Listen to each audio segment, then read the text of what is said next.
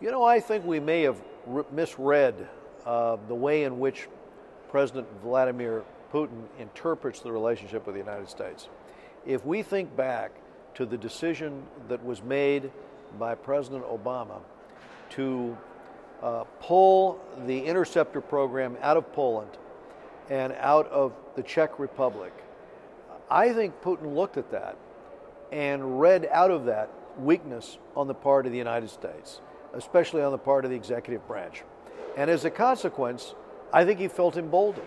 If he could get the United States to take out the system that was supposed to defend Europe and the United States against any future launch from Iran, which was the intention of that interceptor program, if he could convince the United States to do that, maybe he could push harder and achieve some of his other objectives.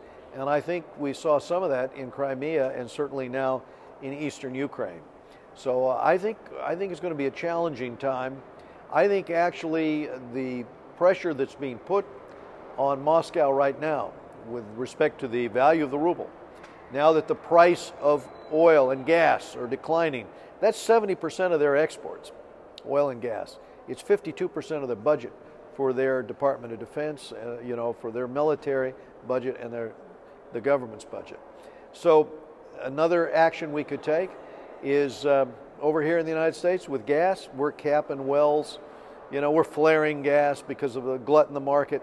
We could sell that to Ukraine, making Ukraine less dependent. As a matter of fact, we could sell it to Eastern Europe, removing sort of the monopoly that Russia has. If we begin to take steps like that, my suspicion is it's that kind of leverage that will change the attitude of Putin.